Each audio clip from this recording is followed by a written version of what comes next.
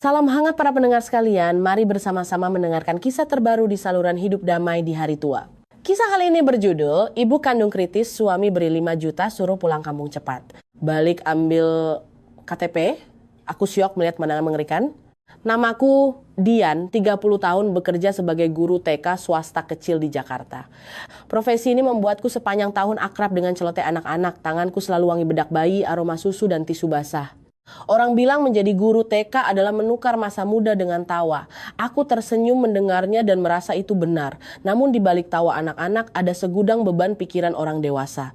Aku punya seorang putri berusia 6 tahun bernama Nisa. Anak ini sangat pintar dan mulutnya selalu tak henti bertanya kenapa. Kadang pertanyaannya begitu mengena di hati sampai aku harus memalingkan wajah, pura-pura menghapus air mata. Suamiku Hendra 34 tahun berbisnis material bangunan. Kedengarannya mentereng tapi 7 tahun hidup bersamanya aku paham pekerjaannya kadang ramai kadang sepi, begitu pula dengan sifatnya. Di luar dia bisa bersikap ramah, tapi di rumah Hendra sering bersikap dingin. Tidak sampai kejam, tapi setiap kali menyinggung soal kampung halamanku, wajahnya langsung keruh seolah sedang ditagih utang. Ibuku, Ibu Lestari, 56 tahun menjanda sejak muda. Bapak meninggal saat aku baru masuk SMP. Sendirian ibu banting tulang berjualan sayur di pasar, menanam kangkung di pekarangan belakang rumah untuk membiayai sekolahku. Ibu tidak kenal kosmetik, hidupnya hemat dan bersahaja, jas hujan sobek di tambal, panci bocor di patri. Setiap kali aku mengirim uang, ibu selalu bilang, simpan saja buat besarkan anakmu, ibu masih bisa kerja. Aku menyayangi ibu sampai sesak rasanya. Ibu selalu memaksakan diri, yang kadang malah membahayakan kesehatannya sendiri. Sore itu hari Kamis, sekitar pukul 15.30. Di sekolah sudah masuk jam orang tua menjemput. Halaman sekolah ramai seperti pasar, suara langkah kaki, deru mesin motor, dan anak-anak berlarian. Aku sedang jongkok mengikat tali sepatu Bimo ketika ponsel di saku seragamku bergetar hebat. Melihat layar menampilkan nama Pak Detarno, tetangga ibuku di kampung, jantungku langsung berdegup kencang. Orang kampung jarang menelepon jam segini, kecuali ada kejadian genting. Aku menelan ludah, berdiri sambil mengangkat telepon. Halo Pak De. Dian, Nduk, pulanglah nak, ibumu pingsan di kebun. Suara Pak Detarno terdengar panik. Demamnya tinggi sekali, napasnya sesak. Pak De sudah bawa pakai mobil pinjaman ke RSUD Kabupaten. Dokter bilang suspek pneumonia berat, tensinya anjlok. Kamu cepat pulang kalau tidak mau bahaya. Aku berdiri mematung di tengah lapangan, telingaku berdenging. Suara bising di sekitarku tiba-tiba terasa seperti teredam kapas tebal, hanya menyisakan suara Pak Detarno yang menyayat seperti pisau. Tanganku gemetar sampai ponsel nyaris jatuh, aku hanya bisa menjawab iya dengan tenggorokan yang tercekat. Dalam momen itu, aku masih harus menjadi guru TK, masih harus tersenyum pada wali murid, masih harus membujuk anak-anak berbaris rapi. Aku menggigit bibir, berbalik selangkah lalu menoleh, berusaha menormalkan suara. Anak-anak baris yang rapi ya, yang belum dijemput ayah bunda, duduk di kursi tunggu sama bu guru. Aku berlari ke ruang guru mencari Bu Ratna, wakil kepala sekolah. Begitu melihatku, beliau terkejut. Kok wajahmu pucat sekali Bu Dian? Aku bicara cepat karena takut akan menangis. Ibu, saya masuk rumah sakit kritis. Saya izin pulang kampung mendadak. Bu Ratna tidak banyak tanya, hanya mengangguk. Pergilah biar saya minta Bu Hana jaga kelasmu. Aku berlari ke halaman dan menggendong Nisa. Anak itu sadar ada yang aneh dengan wajahku. Ia memeluk leherku erat. Bunda, Eyang Putri kenapa? Tanyanya pelan, matanya bulat menatapku. Aku menarik napas panjang berusaha tersenyum. Eyang agak sakit, Bunda mau pulang, ambil baju terus jenguk Eyang. Nisa anak pintar ya. Nisa mengangguk tapi tangan mungilnya meremas bajuku seolah takut kehilangan.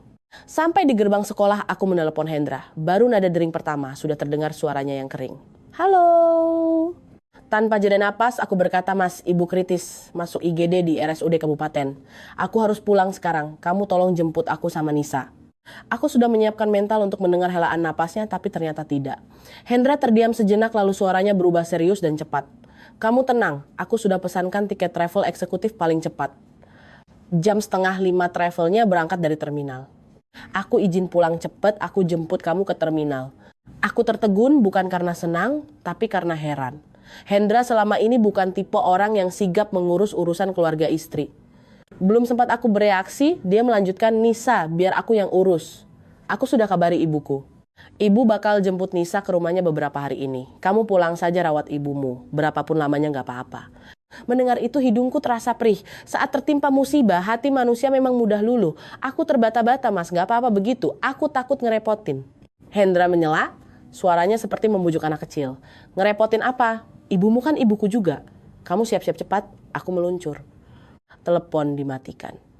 Aku berdiri di pinggir jalan. Angin meniup tubuhku dan terasa dingin sampai ke tulang.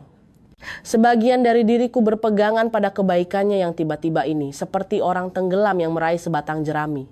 Namun sebagian lagi masih bingung kenapa semuanya berjalan begitu mulus. Tapi bayangan ibu yang terbaring di rumah sakit menarikku kembali ke dunia nyata. Aku membawa Nisa naik ojek ke apartemen. Dalam hati hanya berdoa agar aku tak terlambat.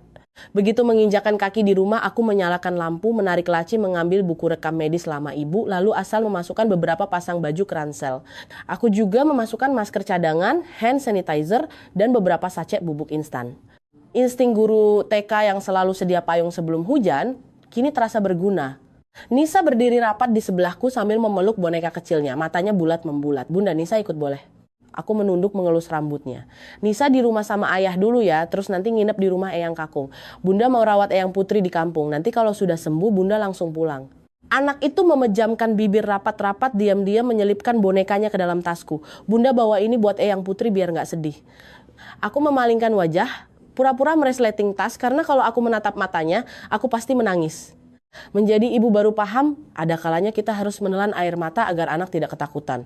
Bel pintu berbunyi, begitu dibuka, Hendra berdiri di sana. Kemejanya masih wangi pewangi pakaian, wajahnya serius. Dia melirik tas bawaanku dengan cepat lalu bertanya singkat, "Sudah semua?" Aku mengangguk. Hendra masuk, membungkuk, memakaikan sepatu untuk Nisa. Suaranya lembut, hal yang jarang terjadi. "Nisa, pamit sama Bunda ya. Nanti Nisa nginap di rumah Eyang. Nurut sama Eyang ya, ayah sama Bunda mau urus kerjaan." Nisa menjawab lirih, "Iya." Lalu kembali memegang tanganku. Hendra membawakan ranselku dan menggandeng kami turun ke basement parkiran. Dia membukakan pintu depan untukku dan memakaikan sabuk pengaman untuk Nisa di kursi belakang. Semuanya begitu rapi, seolah ada bahu yang menopang bebanku. Mobil melaju. Jalanan ibu kota macet karena jam pulang kerja. Di luar kaca, lampu-lampu jalan dan warung mulai menyala. Bau jagung bakar, asap knalpot bercampur jadi satu. Perutku kosong tapi sama sekali tak merasa lapar. Hendra bertanya, "Ibumu di RSUD Kabupaten kan? Kamu butuh aku transfer uang lagi nggak?" Pak D. Tarno sudah bawa ke sana. Dokter bilang suspek pneumonia berat, ucapku dengan tenggorokan kering. Hendra menggumam lalu menelepon dengan mode loudspeaker. Nama ibu muncul di layar. Terdengar nada dering dan entah mengapa hatiku mendadak berat.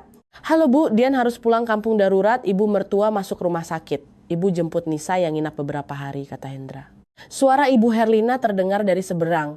"Ya ibu jemput, tapi tolong bilangin istrimu Dian, atur waktunya. Namanya jadi menantu bukan anak gadis di rumah sendiri. Urusan keluarga pihak istri kok sampai repot begini?" Aku menggigit bibir sambil menatap keluar jendela kaca. Hendra buru-buru menyela, "Bu, ibunya beneran kritis, Nisa kan masih kecil, tolong ya Bu." Ibu Herlina mendengus pelan, "Ya ibu bantu tapi ingatkan istrimu tata keramanya." Panggilan berakhir. Di dalam mobil hening sejenak. Aku tidak menyalahkan mertuaku, karena setiap rumah tangga punya ceritanya sendiri, hanya saja mendengarnya berulang kali membuat hati ini lelah. Hendra melirikku, "Ibuku memang begitu bicaranya, kamu jangan ambil pusing." Aku menjawab pelan, "Aku sudah biasa." Sampai di terminal, travel eksekutif sudah menunggu, sopir sudah memanggil-manggil. Aku memeluk Nisa, ia membenamkan wajahnya di leherku, suaranya serak, "Bunda, nanti telepon Nisa ya." "Iya, nanti malam Bunda telepon," pesangku sambil berbisik di telinganya. "Kalau ada yang bikin Nisa sedih, telepon Bunda. Ingat ya." Nisa mengangguk kuat. Hendra berdiri di sampingku, merogos aku ke mejanya dan memberikan sebuah amplop tebal ke tanganku. "Ini 5 juta uang baru kamu pegang buat DP rumah sakit atau beli obat, jangan sungkan." Aku tertegun. Uang 5 juta bagiku butuh berbulan-bulan berhemat untuk mengumpulkannya. Aku menyentuh amplop itu, kertasnya terasa kaku dan dingin. Di kepalaku terlintas momen-momen saat Hendra selalu perhitungan soal pengeluaran rumah. Tapi hari ini dia memberikan uang tanpa berkedip. Aku terharu sekaligus merasa ganjil. Seolah-olah aku menerima sesuatu yang terlalu indah hingga aku ingin bertanya kenapa. Aku hanya sempat berkata, "Terima kasih Mas." Hendra mengibaskan tangan, "Urus ibumu dulu sana, kalau ada apa-apa telepon aku." Lalu ia membungkuk mencium keningku dengan cepat. Ciuman kilat tanpa basa-basi namun cukup membuatku gugup, seolah aku benar-benar dilindungi sepenuh hati. Sempat tercium aroma pewangi pakaiannya yang khas. Begitu familiar hingga hatiku sedikit tenang. Aku berbalik naik ke dalam travel. Duduk di kursi, aku mengirim pesan singkat ke Hendra. Aku sudah di mobil. Aku juga chat Pak D Tarno. Gimana kondisi ibu Pak D? Belum sampai semenit, Pak D membalas. Dokter sudah pasang oksigen, sekarang lagi diinfus, kamu cepat sampai ya.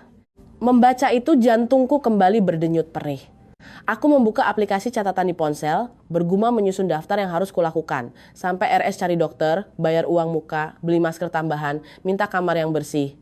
Huruf-huruf kecil di layar seolah mengingatkanku untuk tetap teguh.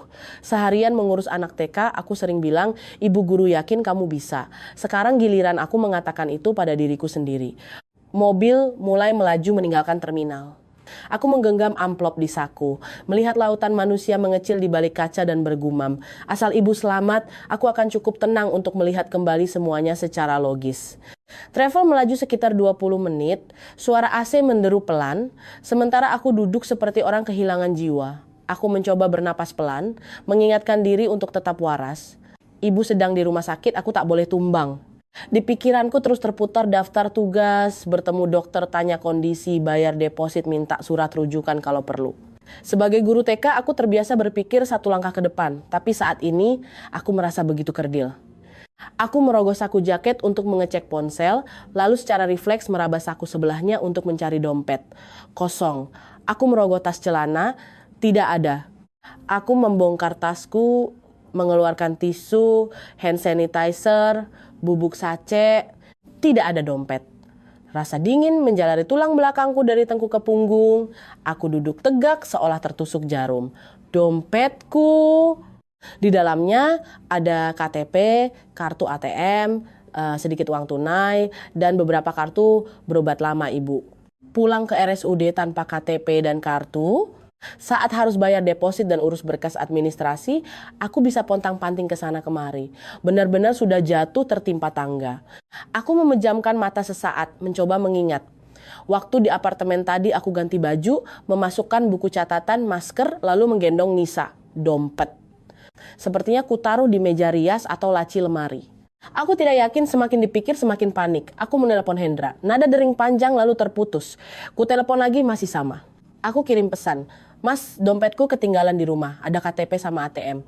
Tolong anterin ke terminal atau titip di travel jadwal berikutnya.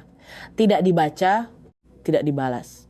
Aku menelepon sekali lagi, kali ini aku menyalakan speaker dan menempelkannya di telinga, seolah dengan tekanan lebih kuat orang di seberang akan mendengar. Tapi balasannya hanya suara tut, tut, yang tak bernyawa.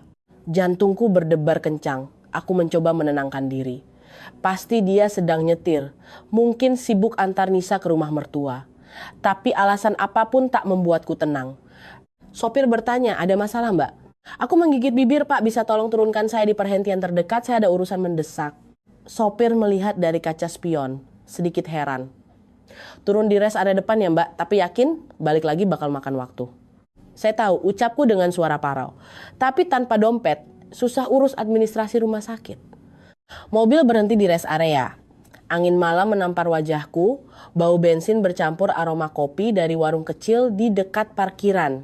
Orang-orang berdiri makan pop mie dan roti dengan tergesa-gesa, sementara aku merasa tenggorokanku sangat kering. Aku membuka aplikasi ojek online, gerimis tipis, mulai turun membasahi rambut dan kerah bajuku. Pengemudi motor datang menatapku yang membawa tas besar dan bertanya, balik ke Jakarta lagi mbak? Iya, balik ke apartemen, tolong agak cepat ya mas, aku berusaha bicara singkat, takut jika bicara lebih banyak pertahananku akan jebol. Motor melaju membelah kemacetan dari arah berlawanan. Angin menerpa kencang. Tiba-tiba aku teringat ucapan ibu dulu, kemana-mana harus bawa surat-surat, kalau ada apa-apa masih ada jalan keluar. Ibu benar, hanya saja aku terlalu panik dan ceroboh sampai melupakan hal yang paling penting. Saat motor berhenti di lampu merah, aku kembali menelepon Hendra. Tetap tidak diangkat. Saat itu, ada perasaan ngilu di hatiku yang sulit dideskripsikan. Bukan sekadar marah, belum juga takut, tapi seperti ada seseorang yang menyibak tirai dan memperlihatkan sudut gelap yang selama ini tak ingin kulihat. Insting perempuan itu tajam, kadang tak butuh bukti, hanya keheningan di waktu yang tidak tepat sudah cukup. Aku mengirim satu pesan lagi. Mas angkat teleponnya, aku lagi balik ke apartemen. Kondisi ibu makin parah. Pesan terkirim, layar tetap diam. Sampai di apartemen hari sudah gelap. Lampu lorong temaram kuning, lantai granit memantulkan bayangan orang. Aku masuk ke lift, menatap diriku di cermin, rambut sedikit berantakan, wajah pucat pasi. Beberapa jam lalu aku masih berdiri di lapangan sekolah tersenyum pada wali murid, tapi sekarang aku seperti orang yang kehabisan tenaga. Lift naik, pintu terbuka dengan bunyi ting. Lorong sepi. Aku melangkah cepat menuju unit kami, tanganku memegang ponsel erat-erat sebagai pegangan. Di kepalaku terus terulang pepatah, lebih baik waspada daripada menyesal. Aku bukan lagi sekadar guru yang hanya tahu cara merayu anak-anak. Aku adalah seorang wanita yang sedang menopang nyawa ibunya di rumah sakit, sekaligus menopang atap rumah tanggaku. Aku berdiri di depan pintu, menempelkan kartu akses, pintu terbuka dengan bunyi ceklek pelan. Aku menarik napas panjang, melangkah masuk, mataku langsung menyapu mencari dompet sekaligus mencari jawaban atas kebungkamannya tadi. Begitu masuk, telapak kakiku menyentuh lantai granit yang dingin menusuk, dinginnya seperti merambat naik hingga ke lutut. Hal pertama yang kupikirkan adalah dompet, tapi mataku secara refleks memindai seluruh ruangan. Kebiasaan perempuan yang habis panik biasanya mengecek apakah semuanya masih utuh. Lampu ruang tamu menyala. Ruangan itu hening, tapi bukan hening karena rapi, melainkan hening yang seolah disengaja untuk diredam sekecil mungkin. Aku berjalan lurus ke meja rias, membuka laci kosong. Aku membungkuk melihat kolong meja, kursi tetap tidak ada. Aku beralih ke rak sepatu di dekat pintu masuk dan langkahku terhenti seketika. Di sebelah sandal jepitku ada sepasang sepatu hak tinggi warna krem dengan ujung runcing, bukan gayaku. Sebagai guru TK, aku seharian berlari dan menggendong anak-anak. Sepatu hak tinggi bagiku hanya untuk dipajang di lemari. Sepatu ini sangat feminin, mengilap, khas wanita yang biasa pergi ke pesta atau merawat diri dengan telaten. Aroma parfum manis menyengat tajam masuk ke hidungku, sangat berbeda dengan bau sabun bayi dan pewangi pakaian yang biasa ada di rumahku. Bau itu mencekik tenggorokan, membuatku ingin terbatuk, tapi aku menahannya. Aku takut suara sekecil apapun akan membuat orang di dalam tahu aku sudah kembali. Aku berdiri mematung mendengarkan. Tidak ada suara langkah, tidak ada suara pintu dibuka, hanya suara TV dengan volume sangat pelan, seolah sengaja dihidupkan sebagai latar belakang agar tidak mencurigakan tetangga. Aku mencengkeram ponselku erat-erat. Orang bilang sering jalan malam akhirnya ketemu setan juga, tapi ternyata setan itu tidak ada di jalanan, ia ada di dalam rumahku sendiri, di lantai yang selalu kupel setiap hari. Aku berjalan berjingkat melewati ruang tamu. Di sofa, jaket Hendra dilempar begitu saja seperti baru dilepas dengan tergesa-gesa. Itu bukan kebiasaannya. Hendra biasanya sangat rapi, selalu menggantung jaket dan sering menegurku agar barang-barang ditaruh di tempatnya. Detail kecil ini membuat punggungku merinding karena ini menandakan ada sesuatu yang membuatnya kehilangan kewarasan untuk sekadar menjaga kerapian. Aku melewati dapur. Di atas wastafel ada gelas kaca yang masih berembun air. 2 buah gelas, bukan 1. Aku tidak ingin berprasangka, tapi kepingan-kepingan terpisah ini mulai menyatu di kepalaku, layaknya puzzle yang sering kumainkan bersama murid-murid di kelas. Bedanya puzzle ini sama sekali tidak lucu. Aku memaksa diri mengingat misi utamaku, mencari dompet. Aku membuka laci dekat pintu tempat aku biasa menyimpan dokumen, tapi saat tanganku masih meraba-raba, telingaku menangkap suara tipis dari arah dalam. Suara tawa kecil seorang wanita.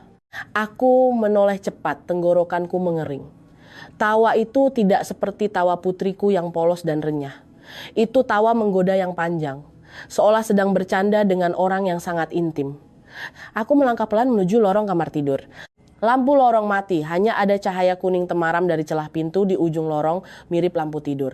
Dan di saat itulah aku melihatnya. Pintu kamar tidur sedikit terbuka, kuncinya tidak dikaitkan. Aku mematung, jantung berdegup sangat kencang sampai aku takut orang di dalam bisa mendengarnya. Di rumah ini, kamar tidur adalah tempat paling pribadi. Hendra punya kebiasaan mengunci pintu setiap kali ganti baju atau beristirahat. Tapi hari ini pintunya terbuka, seolah mereka terlalu terburu-buru, atau mereka sangat yakin aku sudah pergi jauh dan tak mungkin kembali. Aku tak maju lagi. Aku menyandarkan punggung ke tembok, menarik napas dalam-dalam menjaga agar napasku seringan udara. Di kepalaku terlintas petua ibu saat aku masih kecil. Hidup itu seperti secangkir air. Jangan biarkan orang mengaduknya jadi keruh lalu memaksa kita meminumnya. Dulu aku mendengarnya sambil lalu, sekarang baru aku paham ada kalanya air itu dikeruhkan bukan oleh orang luar, melainkan oleh orang yang kusebut suami. Aku mengangkat ponsel dan diam-diam menyalakan perekam suara. Jariku gemetar tapi kupaksa untuk patuh. Aku tak bisa menerobos masuk seperti video-video pelakor di jalanan.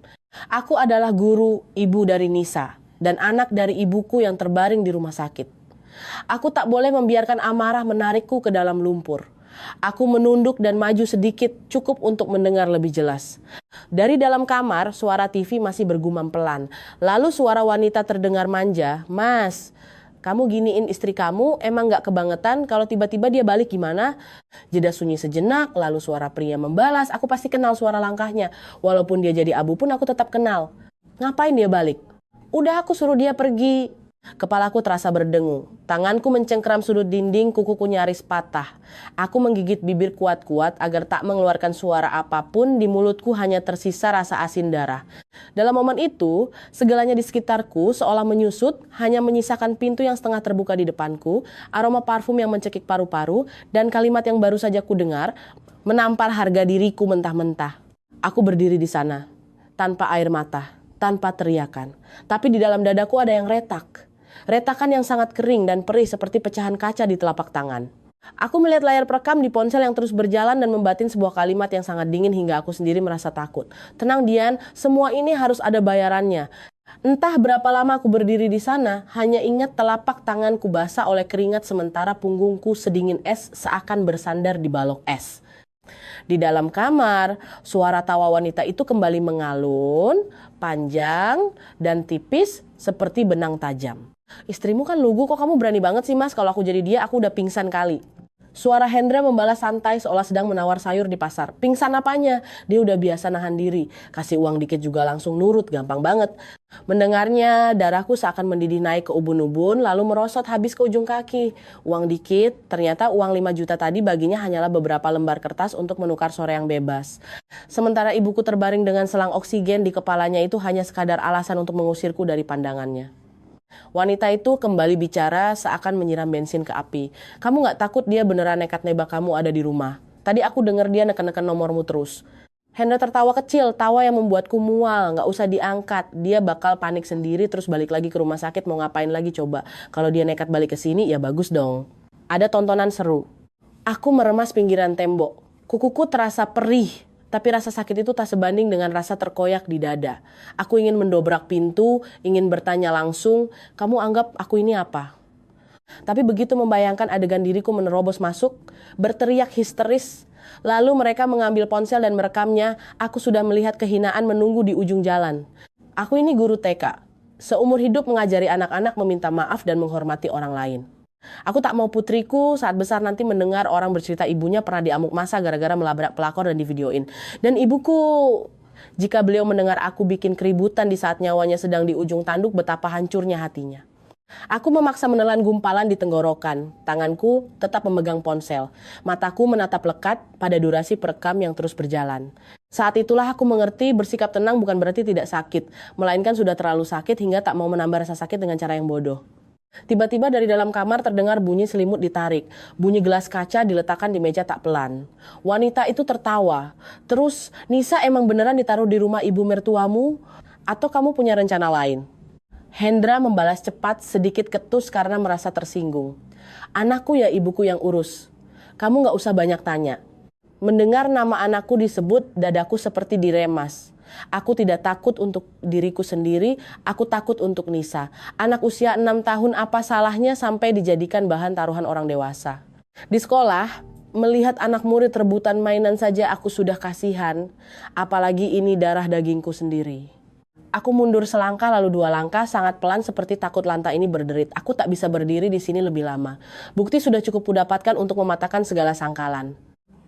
Langkah selanjutnya adalah bagaimana agar kejadian ini tercatat dengan prosedur yang benar. Harus ada saksi, harus ada berita acara, agar kelak tak ada yang bisa memutarbalikkan fakta dan menuduhku mengada-ada. Aku berjalan melewati ruang tamu, mataku melirik cepat mencari dokumen.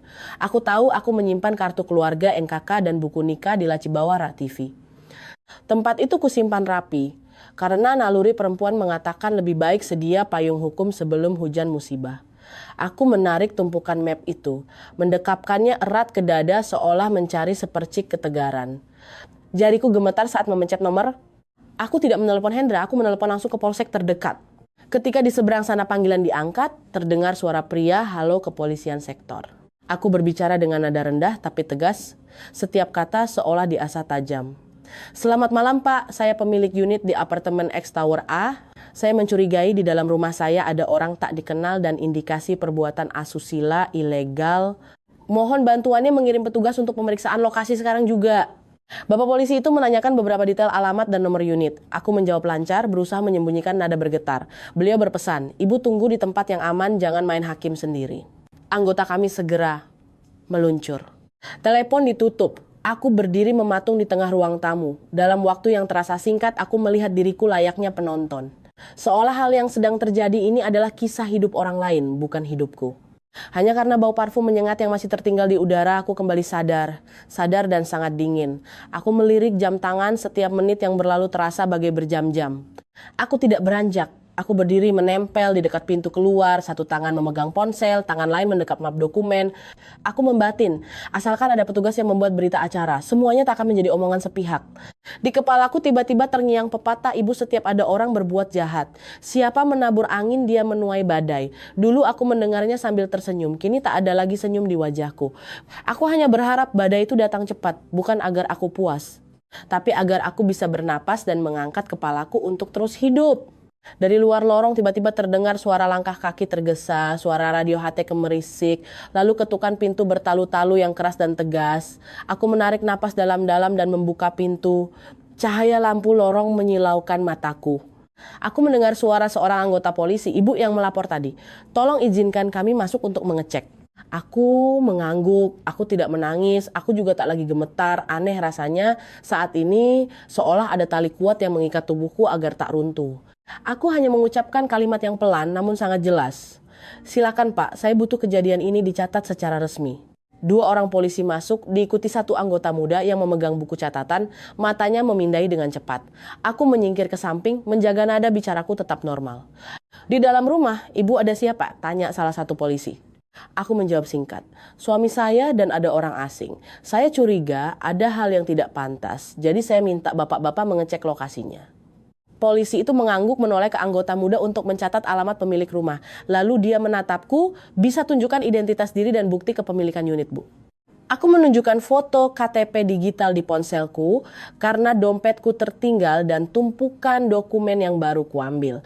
Buku nikah dan fotokopi surat perjanjian jual beli apartemen.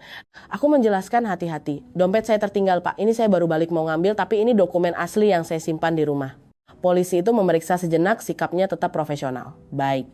Ibu tunggu di sini, hindari keributan. Aku mengangguk. Barulah saat itu aku menyadari lututku sebenarnya lemas, tapi aku berusaha tak menunjukkannya. Orang bilang wanita lebih unggul dari karismanya. Aku tak ingin kalah pada menit-menit krusial ini. Satu polisi berjalan lurus menuju lorong tempat pintu kamar tidur masih setengah terbuka. Dia mengetuk keras. Permisi, kepolisian, buka pintu untuk pemeriksaan. Di dalam langsung terdengar bunyi barang berjatuhan berantakan. Lalu suara tarikan napas panik seorang wanita, diikuti bisikan-bisikan tergesa. Aku tidak perlu mendengar jelas untuk tahu bahwa mereka sedang kelabakan. Hendra membuka pintu. Dia hanya melilitkan handuk di pinggangnya, rambutnya masih basah, wajahnya seputih kapas seolah darahnya baru saja dikuras. Cahaya lampu dari dalam kamar menyorot memperjelas keadaan. Pakaian berserakan di kursi, tas wanita ditaruh asal di atas kasur. Hendra memaksakan senyum. Ada apa ini, Pak? Polisi itu tak basa-basi. Kami terima laporan untuk pengecekan lokasi. Ada orang lain di dalam. Hendra terbata menutupi, enggak, saya sendirian. Tepat setelah kalimat itu, Vina melangkah keluar dari belakangnya. Wanita itu mengenakan daster tidur tipis. Buru-buru memakai kardigan. Rambutnya terurai berantakan, wajahnya menunduk tapi masih sempat melirikku. Lirikan khas orang yang tahu dirinya salah tapi masih ingin terlihat berkuasa. Suasana terasa pekat. Aku bisa mendengar jelas detak jantungku sendiri, namun mulutku begitu tenang. Aku menatap Hendra. Mata pria itu melirik ke sana kemari seperti ikan menggelepar di darat. Polisi bertanya lagi, Mbak ini siapa? Punya KTP? Vina menjawab lirih. Iya Pak, saya temannya. Teman apa? Ngapain jam segini di sini? Suara polisi tetap dingin namun tegas. Hendra buru-buru menyela teman. Teman bisnis Pak. Tadi bahas kerjaan sambil minum kopi, terus saya suruh dia istirahat sebentar. Aku nyaris tertawa, bukan karena lucu, melainkan karena kebohongan itu terdengar begitu murahan dan menyedihkan. Bahas kerjaan di kamar tidur dengan suami yang cuman pakai handuk. Benar-benar kebohongan yang sudah mendarah daging. Aku melangkah maju selangkah, mengangkat buku nikah.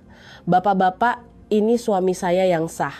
Dan perempuan ini bukan anggota keluarga kami. Hendra langsung menoleh padaku, suaranya menggeram kecil karena takut didengar polisi. Dian, kamu ngapain sih? Aku tidak menjawab. Aku hanya membuka layar ponsel, menekan file rekaman suara tadi, dan membesarkan volumenya agar semua orang bisa dengar. Suara Hendra yang sinis namun kejam menggema di ruangan. Kasih uang dikit juga langsung nurut, gampang banget. Begitu rekaman berakhir, seolah tak dikomando, seluruh ruangan membeku. Hendra berdiri mematung, bibirnya bergetar namun tak ada satu kata pun yang keluar. Vina semakin menundukkan kepalanya, tangannya meremas-remas baju. Polisi menatapku, suaranya sedikit melunak. Ibu harap tenang, kami akan membuat berita acara sesuai laporan dan temuan di lokasi. Anggota yang muda membuka buku catatan, menanyakan identitas masing-masing. Aku menjawab dengan lancar. Hendra terbata-bata, kadang bilang teman, kadang bilang rekan bisnis. Nah, Vina menyerahkan KTP-nya dengan tangan gemetar. Di tengah proses pencatatan, ponsel Hendra berdering. Layarnya menyala bertuliskan ibu. Hendra yang melihatnya buru-buru menolak panggilan, seolah takut bunyi dering itu akan memutuskan sisa-sisa harga dirinya yang sudah tipis. Aku melirik sekilas, Ibu Herlina menelepon berulang kali dari satu panggilan ke panggilan lain. Polisi yang mencatat menyimpulkan, saat ini tercatat ada wanita yang bukan kerabat di dalam kamar. Kondisi pakaian tidak pantas dan keterangan tidak sinkron. Kami minta saudara dan saudari ikut ke polsek untuk dimintai keterangan lebih lanjut. Hendra terkejut, Pak, ini masalah rumah tangga biar saya selesaikan sendiri. Polisi itu menjawab tegas, kami bergerak berdasarkan laporan, prosedurnya memang begini. Silakan kooperatif. Hendra menoleh padaku, matanya memelas sekaligus memendam amarah. Kamu pulang kampung aja rawat ibumu, soal ini biar aku yang jelasin.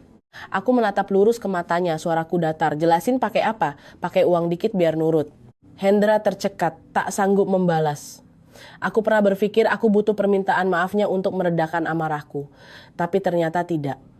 Ada hal-hal yang begitu diucapkan, bagaikan air yang ditumpahkan meskipun dipungut lagi tak akan pernah utuh. Sampai di polsek, semua proses berjalan cepat namun cukup untuk membuat orang mengingatnya seumur hidup. Pembuatan BAP, berita acara pemeriksaan, pengambilan keterangan, dan tanda tangan. Aku menandatanganinya dengan tangan yang tak lagi gemetar. Di pikiranku hanya terbayang ibuku yang sedang memakai selang oksigen dan satu pemikiran yang sangat jernih. Aku harus segera pergi dari sini untuk kembali ke rumah sakit. Urusan selesai saat larut malam. Begitu keluar dari kantor polsek, Hendra menarik lenganku. Merasa tak ada polisi di dekatnya, ia langsung mengubah nada suaranya setajam silet. Kamu udah puas? Kamu emang niat bikin malu aku ya? Hendra mendesis dari sela giginya. Kamu laporin begini, kalau aku malu dan kehilangan kerjaan, Nisa mau makan apa? Aku menepis tangannya perlahan. Kamu sendiri yang bikin dirimu malu, jangan limpahkan padaku. Hendra mendelik, kamu pikir kamu hebat. Kamu cuma guru TK, gaji pas-pasan. Kalau nggak ada aku, kamu bisa ngidupin siapa? Kalimat itu seperti tamparan keras di harga diriku. Tapi anehnya aku tak menangis. Aku hanya merasa kabut tipis terakhir yang menutupi pandanganku telah lenyap sepenuhnya. Pria di hadapanku ini bukanlah suami lagi, dia hanyalah pecundang yang ketakutan ego dan citranya hancur. Aku berbicara sangat pelan. Bisa ngidupin atau enggak, kamu nggak usah repot-repot mikirin. Hendra tertawa sinis, aku kasih tahu ya, jangan coba-coba bikin perkara ini jadi panjang. Aku menatapnya, untuk pertama kalinya aku tidak menghindar. Kamu juga ingat satu hal, jangan berani-berani sentuh anakku. Setelah mengatakannya, aku berbalik mencari taksi menuju terminal. Angin malam kembali menusuk kulit, tapi hatiku jauh lebih dingin. Dingin layaknya seseorang yang baru saja meletakkan titik akhir pada hal yang selama ini mati-matian ia pertahankan. Aku duduk di dalam taksi, membuka ponsel dan mengirim pesan pada Pak D. Tarno. Pak D, Dian lagi on the way balik ke RS, Ibu, gimana kondisinya? Lalu aku menyandarkan kepala ke kaca jendela, memejamkan mata, tak mengizinkan diriku untuk hancur. Karena aku tahu, di kampung sana, ibuku sedang menantiku pulang. Taksi berhenti di depan terminal ketika jam sudah menunjukkan lewat pukul 11 malam. Halaman terminal basah oleh genangan air hujan, lampu kuning jalanan terpantul membentuk garis-garis panjang seperti benang. Aku menenteng tas dan turun. Angin kencang menampar wajahku hingga kebas. Tapi sedingin-dinginnya udara luar tak sebanding dengan bekunya hatiku mengingat ucapan Hendra tadi. Di layar ponselku, masuk pesan singkat dari Hendra yang menusuk. Jangan lebay pikirin anak. Lalu disusul pesan lain, kamu pikir kamu menang. Melihatnya, aku tertawa sumbang. Pikirin anak, kedengarannya sangat bermoral, tapi menggunakan anak sebagai tameng, di mana letak moralnya? Aku tidak membalas. Kumatikan layar, kumasukkan ponsel ke saku, meyakinkan diri bahwa bicara panjang lebar percuma. Bagi orang yang sudah memilih untuk berkhianat, kata-kata kita hanyalah angin lalu. Di dalam terminal, pengeras suara berbunyi kresek-kresek memanggil penumpang. Suara pedagang asongan yang menawarkan roti dan teh hangat sesekali terdengar. Aku berlari ke loket menanyakan bus malam ke arah kabupatenku. Ibu penjaga loket menatapku dari atas ke bawah, melihat wajahku yang pucat, ia bertanya, "Pulang dadakan ya, Mbak?" Aku mengangguk tanpa niat menjelaskan. Ibu itu memberikan karcis dan berpesan, busnya 15 menit lagi berangkat, tunggu di kursi sana saja, udaranya dingin. Aku duduk di kursi plastik yang keras. Punggungku pegal, tapi aku sudah mati rasa. Di kepalaku hanya ada bayangan ibuku. Sosok wanita tua yang terbiasa bangun jam 3 atau 4 pagi, tangannya selalu berbau tanah dan sayuran. Ibu punya kebiasaan, kalau batuk ia menutup mulut lalu tertawa pelan, namanya juga orang tua, kena angin malam dikit. Sudah berkali-kali aku memintanya untuk mengurangi pekerjaannya, tapi ibu selalu membalas, selama ibu masih bisa kerja kamu gak bakal tambah susah. Sekarang memikirkannya, baru terasa kasih sayang, orang tua itu seluas langit dan lautan. Sedangkan kita anak-anaknya sering terlalu sibuk, sampai tak sempat membalas kasih sayang itu. Ponselku bergetar, aku tersentak mengira itu dari Hendra lagi. Ternyata Pak D. Tarno, Dian, Nduk. Dokter barusan meriksa ibumu lagi, masih harus pakai oksigen. Katanya untung cepat dibawa tapi harus dipantau terus. Kamu sudah sampai mana? Aku menelan ludah, tenggorokanku perih. Dian lagi di terminal. Pak D mau naik bus. Ibu udah sadar belum? Tadi sempat melek bentar terus tidur lagi badannya lemes. Cepat sampai ya Pak D yang jaga di sini. Aku membalas cepat. Makasih banyak Pak D. Aku memejamkan mata, mengatupkan kedua tanganku erat-erat. Di dalam dadaku ada ketakutan yang sangat nyata. Takut aku tak sempat pulang, takut melihat ibu semakin lemah dari jam ke jam. Hidup memang kadang ironis, di saat kita ingin berlari sekencang-kencangnya, kaki kita malah seperti terikat oleh ratusan tali belenggu. Bus antar kota tiba. Aku naik dan memilih kursi dekat jendela. Mesin bus menderu, bergetar halus meninggalkan terminal. Lampu ibu kota di belakangku semakin kabur menjadi titik-titik kecil, bagaikan sepenggal kehidupanku yang perlahan dikecilkan volumenya. Di dalam bus semua orang terdiam, ada yang tertidur pulas, ada yang memeluk barang bawaan. Aku menarik kerah bajuku menatap gelapnya malam di balik kaca. Rintik hujan menempel membentuk butiran kecil, lampu jalan memanjang layaknya kilat. Tiba-tiba aku teringat Nisa. Apakah dia sudah tidur di rumah mertua atau masih menungguku menelepon? Anak itu sangat sensitif, asal suaraku sedikit berubah saja dia langsung tahu. Aku membuka ponsel, berniat meneleponnya, namun batal.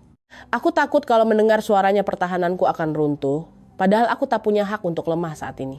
Aku hanya mengirim pesan untuk wali kelas Nisa via aplikasi sekolah yang biasa kupakai dengan orang tua murid. Bu Guru, tolong sampaikan ke Nisa, besok Bunda lagi sibuk urus Eyang Putri, Nisa yang pintar ya nurut sama Eyang. Setelah mengirimnya mataku perih. Betul kata orang, jadi guru TK bisa membujuk seisi kelas. Tapi jadi ibu, kita akan runtuh hanya dengan panggilan bunda dari anak kita sendiri. Bus melaju agak jauh, ponselku kembali bergetar. Dari Hendra. Melihat namanya menyala di layar, hatiku tak lagi terasa nyeri seperti sebelumnya, hanya terasa lelah. Aku tak mengangkatnya. Satu panggilan, dua panggilan, dia masih menelepon. Kumatikan nada dering dan kubiarkan layarnya gelap. Aku teringat pepatah, suami marah istri harus mengalah diam. Tapi ini bukan sekadar marah, ini perselingkuhan.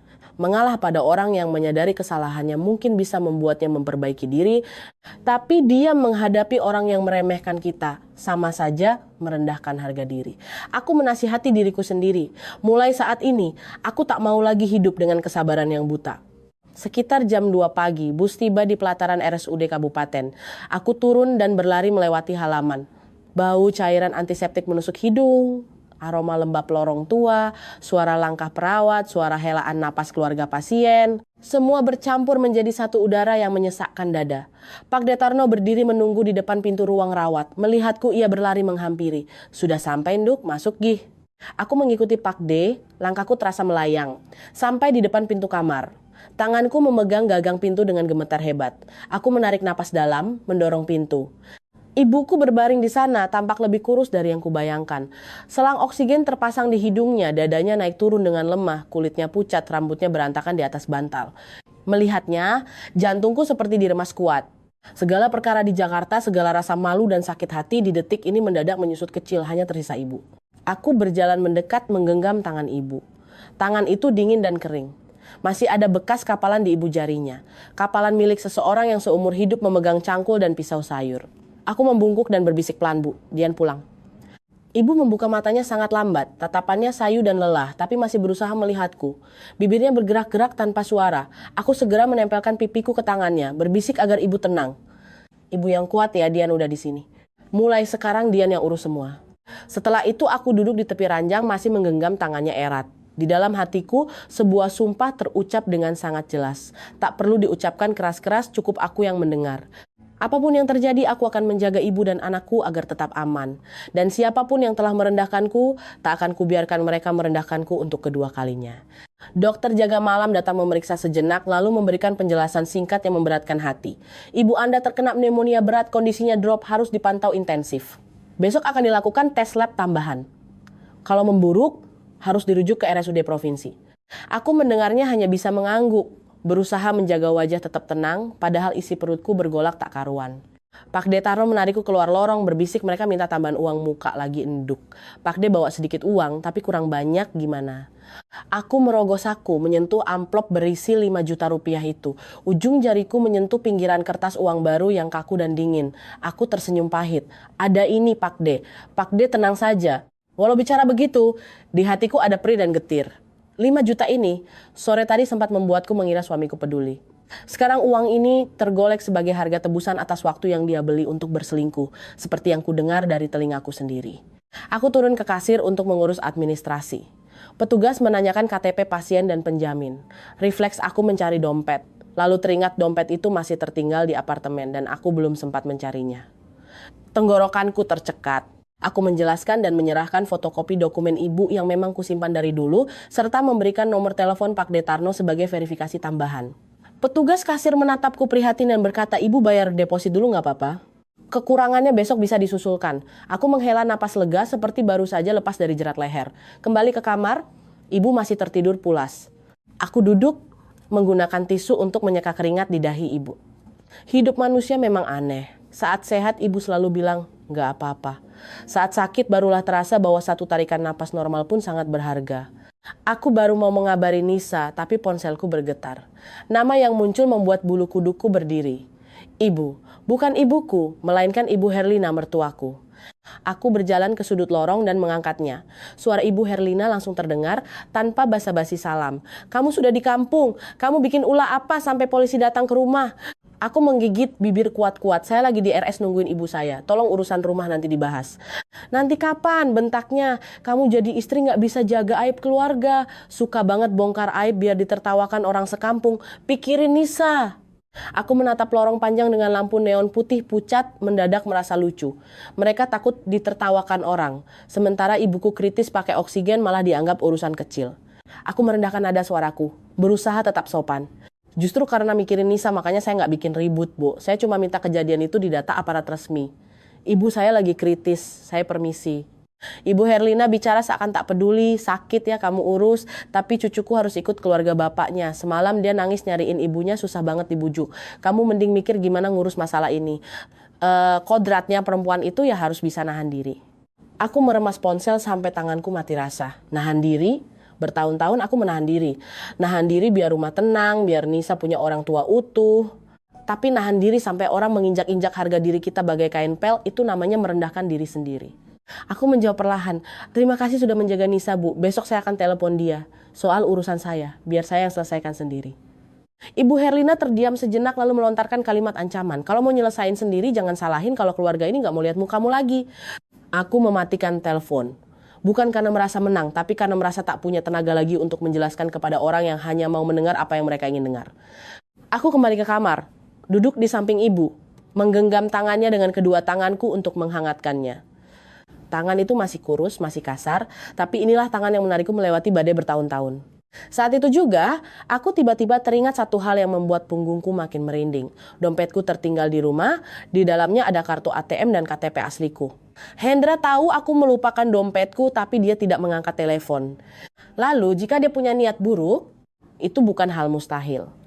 Apalagi sudah terbukti selingkuh, masalah uang lebih tak bisa dianggap remeh. Aku mengambil ponsel dan membuka aplikasi M-Banking. Sinyal rumah sakit jelek, logonya hanya berputar-putar. Saat akhirnya berhasil masuk, aku melihat saldo dan mutasi rekening. Belum ada transaksi baru yang aneh, tapi firasat buruk ini terasa mengganjal di perutku seperti batu. Aku membatin, waspada lebih baik daripada celaka. Ibuku sedang terbaring di sini, aku tak bisa membiarkan malapetaka lain menimpa kami. Aku tak bisa tidur, suara mesin oksigen yang ritmis terasa seperti menghitung mundur waktu. Aku keluar ke lorong dan menelepon Dimas, teman sekolahku dulu yang sekarang jadi pengacara di kota kabupaten. Aku tak mau bicara panjang lebar, hanya poin penting. Dim, aku barusan mergoki suamiku selingkuh, udah ada beb di Polsek Jakarta. Tapi aku curiga ada masalah keuangan juga, soalnya suamiku kerja di proyek bangunan dan dompetku ada KTP sama ATM ketinggalan di apartemen. Sementara aku lagi nemenin ibuku di RS. Dimas mendengar lalu bertanya dengan tenang. Dian, kamu masih simpan rekaman suaranya? Masih, kusimpan baik-baik. Besok pagi aku ke rumah sakit, bawa BAP, dokumen apartemen atau apapun yang kamu punya. Kalau curiga ada harta yang diutak-atik, kita harus blokir cepat. Jangan berantem lewat telepon sama Hendra, simpan aja semua chatnya. Aku mengiyakan dengan tenggorokan tercekat. Ada kalanya kita tidak butuh janji manis, hanya butuh seseorang yang mengatakan kalimat yang tepat agar kita sadar bahwa kita tak sendirian. Aku kembali ke kamar dan melihat ibu tertidur. Aku menarik selimut sampai ke dadanya, lalu duduk di kursi plastik. Di kepalaku bukan lagi bayangan Hendra dengan handuk atau bau parfum pelakor itu, melainkan sebuah garis lurus yang sangat jelas. Ibu harus melewati masa kritis ini dan aku harus menyelamatkan rumah perlindungan untukku dan anakku. Siapa berbuat salah harus menanggung akibatnya. Tapi bayaran itu harus ditagih dengan logika, bukan dengan air mata. Aku bersandar dan memejamkan mata sebentar, bukan untuk lari dari kenyataan, tapi mengumpulkan tenaga. Karena mulai besok pagi, aku tahu aku akan melangkah ke medan perang yang lebih dingin, lebih panjang, dan tak ada lagi ruang untuk bersikap lembek. Pagi buta, saat kabut masih tebal, rumah sakit sudah bising dengan suara sandal, suara roda berangkar, dan keluarga pasien yang saling panggil beli sarapan. Aku duduk tegak di kursi plastik, mataku pedih karena kurang tidur. Ibu masih memakai oksigen, tapi raut wajahnya sedikit lebih baik. Perubahan kecil itu menjadi harapan besar buatku. Dokter visit dan berpesan untuk terus memantau serta tidak membiarkan pasien banyak bergerak. Aku mengangguk cepat, mengingat setiap kata. Sebagai guru TK, aku biasa mengamati perubahan kecil anak-anak. Sekarang aku mengamati ibuku dengan cara yang sama, takut melewatkan tanda sekecil apapun. Pak Detarno membelikan segelas susu hangat. Tanganku gemetar saat memegangnya, tapi seteguk saja membuat perutku lebih nyaman. Saat meletakkan gelas, ponselku bergetar. Pesan dari Dimas, aku lagi OTW Tahua. Dian, jangan tanggapi omongan Hendra, capture semua chatnya. Aku membalas satu huruf. Saat ini aku tak punya energi merangkai kata. Aku tahu aku harus mengerjakan urusan secara berurutan, seperti menyusun RPP, rencana pelaksanaan pembelajaran, tujuan, materi, metode, tidak boleh lompat-lompat. Aku keluar lorong mencari sinyal kuat, membuka lagi aplikasi M-Banking. Semalam sinyal putus-putus, pagi ini aku bertekad melihat detailnya. Rekening bersama kami atas nama kami berdua. Biasanya aku hanya ngecek untuk bayar listrik, air, SPP Nisa, atau transfer uang bulanan untuk ibu. Tak pernah kusangka aku harus belajar membaca mutasi rekening layaknya membaca surat pengakuan dosa. Aku memfilter transaksi 2 bulan terakhir. Layar menampilkan sederet penarikan dan transfer. Awalnya nominal kecil, 2 juta, 3 juta, 5 juta, lalu 7 juta, 9 juta.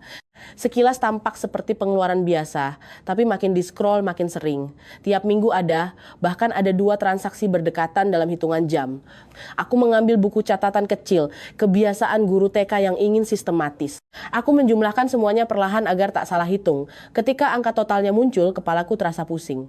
150 ribu rupiah. 150 juta rupiah. Aku melihatnya lagi, menjumlahkan ulang. Hasilnya sama. 150 juta dalam 2 bulan. Uang itu bukan uang jatuh dari langit. Di luar pengeluaran tetap, akulah yang memegang kendali belanja karena gaji guru TK tidak besar. Hendra punya pemasukan bisnis, tapi kenapa dia selalu memintaku berhemat soal lauk makan atau susu anak? Aku melihat lebih teliti. Ada beberapa transfer dengan catatan aneh.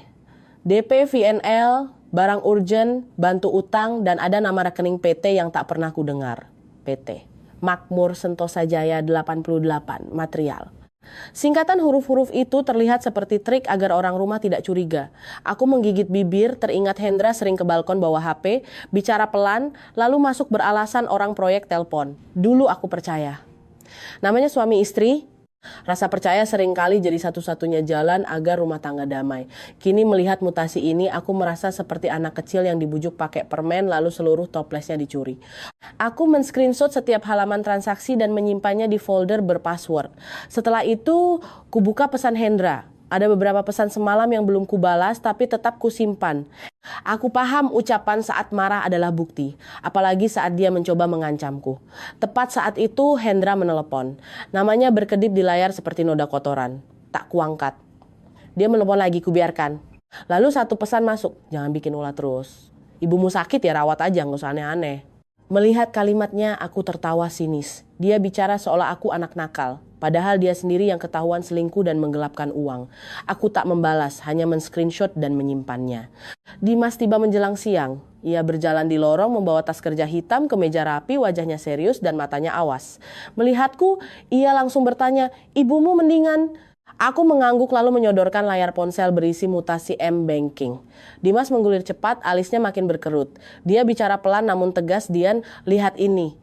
Tarik tunai kecil berkali-kali itu cara orang mencak arus kas biar susah dilacak. Nama-nama rekening ini bisa jadi perantara, tapi yang lebih bahaya kalau ada pinjaman bank atas namamu. Dia bisa pakai arus uang ini buat legitimasi cicilan pelunasan pinjaman itu. Mendengarnya, jantungku merosot ke perut. Pinjaman atas namaku, kalimat itu seperti tusukan pisau. Aku menceritakan soal dompetku yang tertinggal, soal Hendra yang mengabaikan panggilanku, dan mertuaku yang memarahi. Dimas tak banyak komentar, hanya mengingatkan, kamu gak usah klarifikasi ke siapa-siapa dulu. Yang paling urgent sekarang, cek dokumen apartemen dan status sertifikatnya, apakah lagi diagunkan. Aku membeku, apartemen itu tempat kami tidur setiap malam, tempat aku menempel gambar Nisa, tempat aku menaruh tumpukan modul belajarku. Kalau apartemen itu digadaikan, aku akan kehilangan segalanya. Aku langsung teringat Mbak Tari, mantan rekan kerjaku yang suaminya kerja sebagai agen properti dan kenal banyak orang bank, notaris. Aku langsung meneleponnya. Mbak Tari mengangkat telepon dengan suara serak habis tidur karena jadwal shift siang. Dian, ada apa tumben mendadak? Aku bicara to the point. Mbak tolong minta suami, Mbak cekin status apartemenku. Apakah lagi ada proses gadai atau KPR ulang? Aku lagi di kampung, ibuku kritis. Aku takut ada masalah surat-surat. Mbak Tari diam sebentar lalu menjawab lugas. Oke, kirim alamat apartemen. Nomor tower kalau ada nomor sertifikatnya. Nanti Mas suruh cek. Kamu tenang ya. Setelah mengirim info, tanganku masih dingin. Dimas menatapku. Dian, kamu pegang akta jual beli, sertifikat hak milik, SHM, asli, atau minimal fotokopinya. Aku menggeleng. Kusimpan di apartemen, sekarang aku gak berani ke sana. Takut ketemu mereka lagi. Dimas mengangguk paham. Gak usah buru-buru ke sana. Kita lewat jalur belakang, minta tolong orang dalam cek atau minta salinannya ke BPN kalau perlu. Yang penting jangan biarkan posisimu lemah. Aku menatap kamar rawat ibu. Ibuku terbaring, mesin oksigen berbunyi. Terdengar suara batuk kecil, hatiku teriris. Kalau apartemen kami disita, kalau Hendra membuat utang atas namaku, yang menderita bukan hanya aku, tapi juga ibu dan Nisa. Di sekolah aku mengajarkan anak-anak untuk berbagi mainan dan meminta maaf, tapi urusan orang dewasa tak semudah pelukan perdamaian. Aku menutup mata sebentar saat terbuka kembali di pikiranku hanya ada satu tujuan, amankan rumah sebelum memikirkan harga diri. Aku menoleh ke Dimas, bantu aku usut semuanya sampai tuntas. Aku gak mau ribut-ribut murahan, tapi aku juga gak mau dibodoh-bodohi lagi. Dimas mengangguk. Oke, kita selesaikan secara hukum. Aku duduk, menyusun foto mutasi di folder berdasarkan tanggal, menelusuri tiap alirannya. Di luar, matahari mulai meninggi, memancarkan cahaya keemasan di lorong RS. Orang lalu lalang, tertawa, membeli bubur dan susu. Kehidupan berputar seperti biasa, seolah tak ada wanita yang dikhianati atau terancam kehilangan rumah. Namun bagiku, aku baru saja membuka lembaran baru.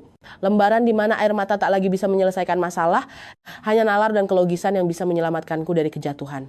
Sore harinya, ibu baru saja tertidur pula setelah batuk panjang. Aku membenarkan posisi bantalnya agar lebih nyaman bernapas, lalu keluar ke lorong untuk menelepon Nisa. Begitu mendengar suara bunda, di ujung telepon, hatiku langsung melumer. Namun, ternyata yang memegang telepon bukanlah Nisa. Suara ibu Herlina memotong dengan ketus. Nisa lagi mau tidur, ngapain ditelepon jam segini? Kamu di kampung urus aja ibumu, gak usah bikin keributan. Aku terdiam, bukan karena takut, melainkan aku sadar berdebat saat ini hanya menguras tenagaku. Aku mengirimkan voice note, pesan suara, melalui nomor Nisa dengan suara lembut. Nisa anak pintar ya bunda sayang Nisa. Nanti malam bunda telepon lagi. Ponselku tutup. Tak lama kemudian layar bergetar berurutan, Mbak Tari mengirimkan pesan WhatsApp. Jantungku berdegup sangat kencang sampai terdengar di telinga. Dian, suamiku udah bantu cek. Ada indikasi apartemenmu sedang diproses untuk diagunkan ke pinjaman. Ini aku kirimin kontak notaris yang pegang salinan scan-nya. Kamu cek sekarang. Aku mematung. Telapak tanganku mendadak dingin. Ada indikasi saja sudah cukup membuat lututku lemas. Aku membalas pesan dengan gemetar. Mbak, tolong mintakan salinannya. Makasih banyak. 2 menit kemudian, Mbak Tari mengirimkan serangkaian tangkapan layar. Ada halaman pertama yang mencantumkan aset jaminan, alamat apartemen, dan nilai pinjaman yang membuat mataku berkunang-kunang. Nilai pinjaman, 800.000. Aku menyandarkan tubuh ke tembok. Udara lorong seketika terasa pekat, bau obat-obatan tercium lebih menyengat.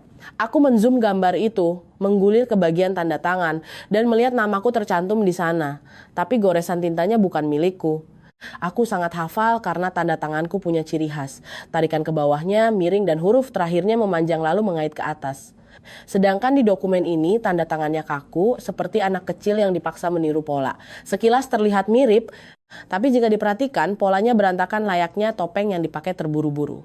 Aku menelan ludah, rasa panas menjalar dari dada ke leher lalu berubah menjadi dingin. Perselingkuhan ternyata cuma sebagian dari apa yang Hendra perlihatkan. Di baliknya ada jebakan utang yang siap menenggelamkan aku dan putriku. Aku memanggil Dimas ke lorong. Melihat wajahku, dia langsung bertanya, "Ada kabar apa?" Kusodorkan ponselku.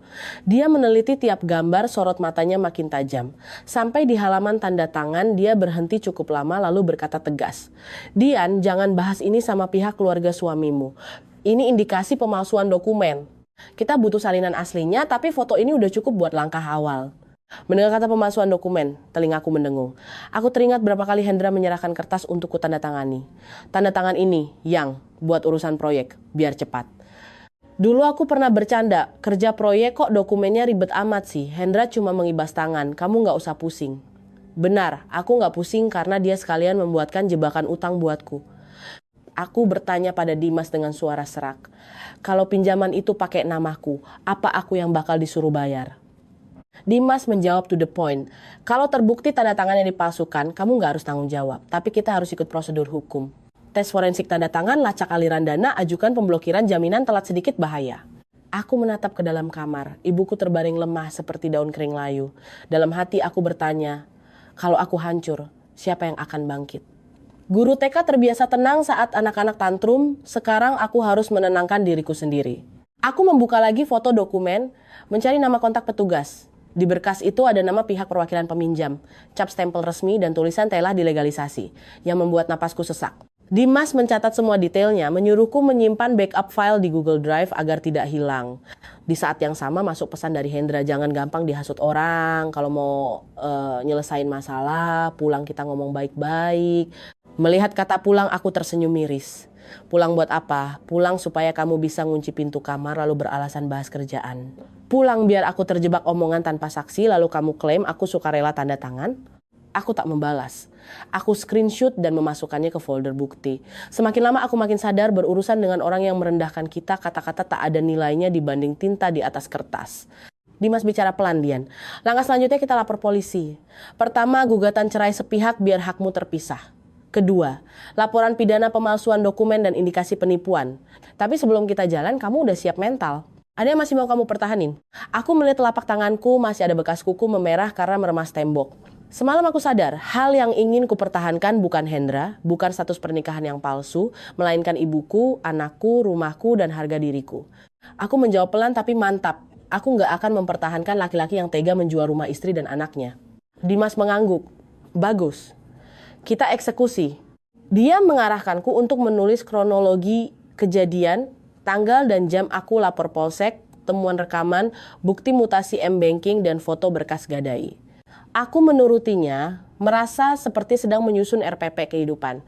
Bedanya, RPP ini tak ada nyanyian atau games lucu. Hanya realita pahit. Aku kembali ke kamar, duduk di samping ibu. Ibu membuka matanya pelan. Kamu kenapa, Nuk? Tanyanya. Aku menelan rasa pahit menggenggam tangannya sambil tersenyum. Nggak apa-apa, Bu, agak capek aja. Ibu istirahat yang tenang, Dian ada di sini. Ibu memejamkan mata, tangannya yang kurus balas menggenggamku. Dan untuk pertama kalinya dalam beberapa hari terakhir, aku melihat jalan hidupku begitu jelas. Bukan jalan yang mulus, tapi ini jalan yang benar. Asalkan aku bisa berdiri tegak, ibu punya harapan untuk sembuh. Nisa punya ibu yang kuat. Dan mereka yang menabur kejahatan harus memanen akibatnya sendiri. Sore itu aku membiarkan Dimas bicara dengan dokter untuk menanyakan detail pemulihan ibu. Sementara aku melangkah keluar menuju halaman rumah sakit untuk menerima telepon. Begitu diangkat, aku mendengar suara Nisa kecil dan bergetar sehabis menangis. Bunda kapan pulang? Tenggorokanku tercekat. Aku berusaha melembutkan suara. Nisa anak pintar. Bunda lagi rawatin Eyang Putri. Nisa udah makan belum? Udah, tapi Eyang Ti, Ibu Herlina, nggak bolehin Nisa nelpon Bunda terus. Katanya Bunda sibuk. Terdengar suara isakan kecil. Nisa kangen Bunda. Hati ini bagai ditusuk jarum. Kalau kangen nanti malam Bunda yang telepon. Nisa udah peluk boneka yang Bunda kasih belum? Eyang Ti simpan bonekanya. Sahut Nisa dengan nada kecewa. Belum sempat aku bertanya lagi, terdengar suara ponsel direbut dan suara Ibu Herlina menyeruak setajam pisau. Kamu dengar sendiri kan anakmu nangis gara-gara kamu. Terserah kamu mau ngapain tapi jangan bikin cucuku sengsara. Aku menggigit bibir. Bu, kasih saya waktu ngobrol sebentar sama Nisa, saya cuma mau nanya kabarnya. Ibu Herlina tertawa sinis. Nanya biar kamu bisa ngajarin dia ngelawan eyangnya. Kamu di kampung urus aja ibumu. Nisa biar aku yang urus. Gak usah ceper narik-narik anak. Mendengarnya, tanganku mendadak dingin. Aku tahu dia sedang membangun framing. Siapa yang memegang anak, dia memegang kelemahan sang ibu.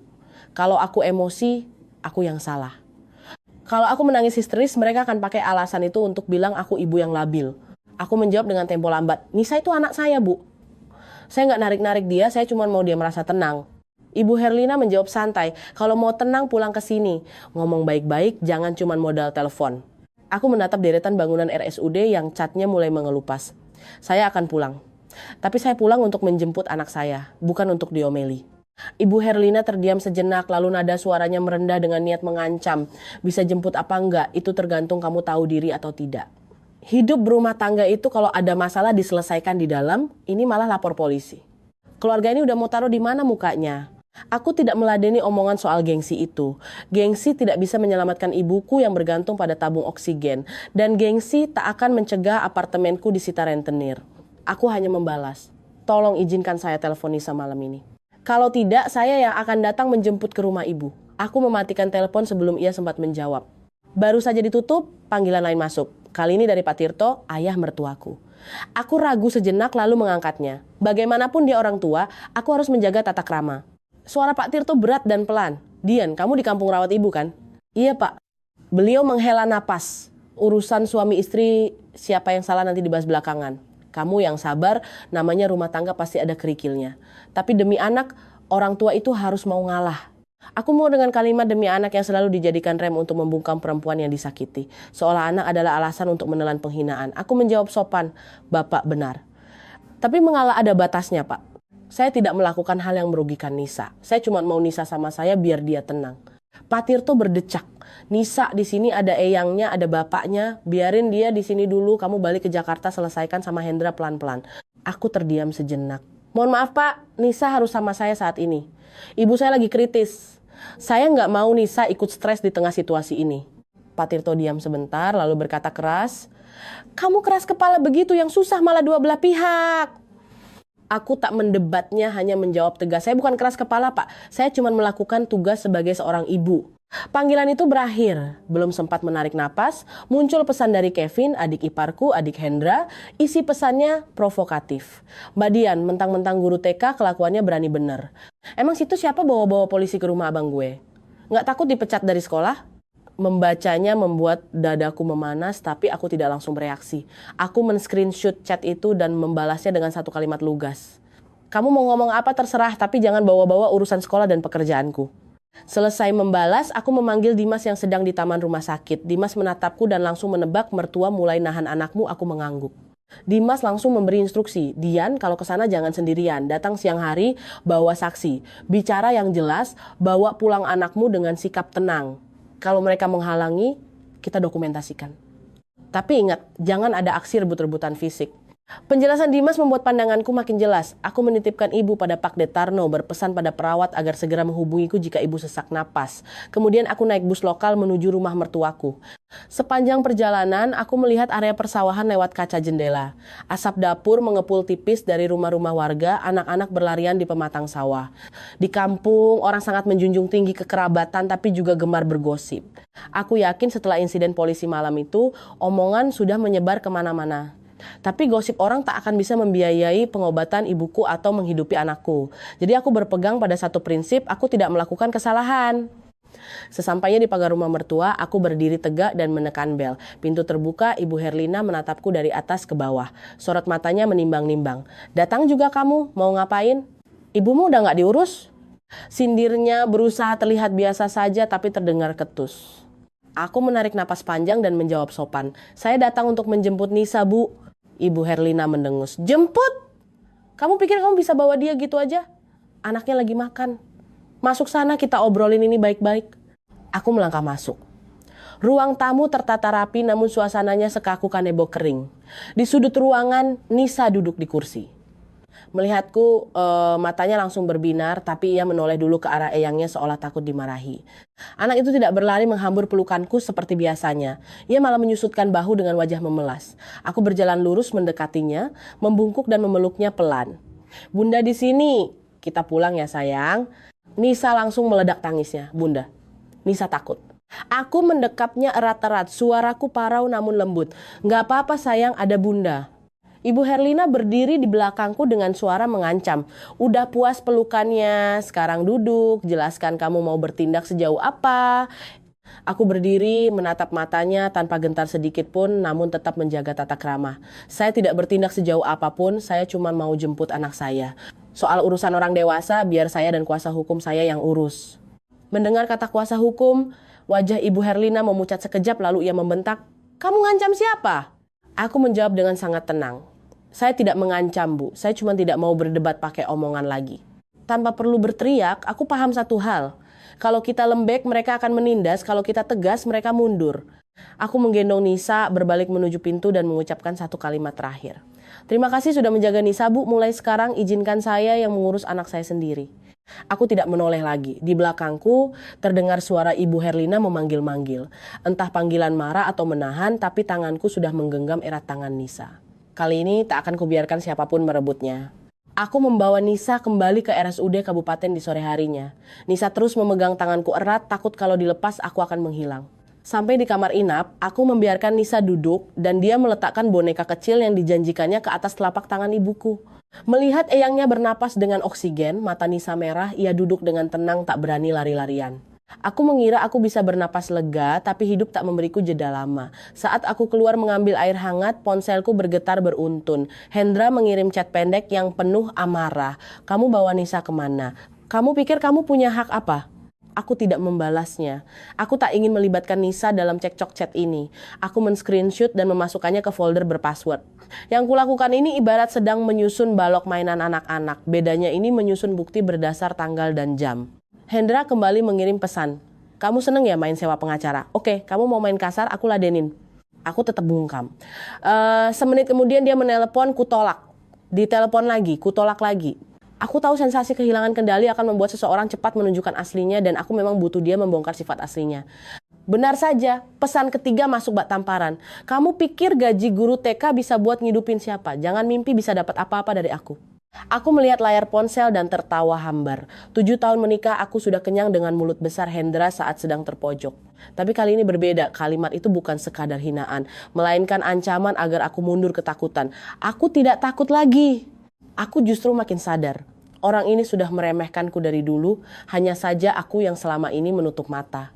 Belum juga aku menyimpan ponsel. Sebuah nomor tak dikenal mengirim pesan. Baru membaca baris pertamanya saja aku sudah tahu siapa pengirimnya. Vina.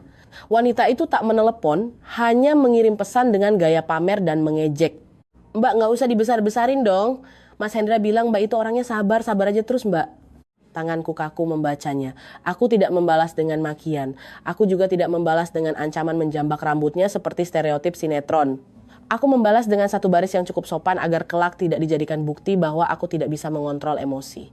Semua pesan Anda sudah saya simpan sebagai bukti. Vina membalas dengan sangat cepat, simpan aja mbak. Emang mbak punya bukti apa selain rekaman suara nggak jelas itu? Orang-orang juga bakal nilai mbak istri yang lebay. Aku memasukkan ponsel ke saku dan berdiri mematung mencari napas. Di kepalaku terngiang peribahasa, pohon yang lurus tak takut bayangannya miring. Kalau aku tidak salah, aku tak perlu takut dengan omongan orang. Yang harus kutakutkan adalah kelengahanku sendiri. Aku tak boleh berhati lembut lagi. Aku kembali ke kamar, melihat Nisa sedang mewarnai di balik kertas bekas resep dokter yang diberikan suster. Ia menggambar sebuah rumah beratap merah dengan 3 orang berdiri di depan pintunya. Lalu ia mendongak bertanya padaku, "Bunda, kita bakal pulang ke rumah itu lagi nggak?" Pertanyaan polos yang sukses merobek hatiku.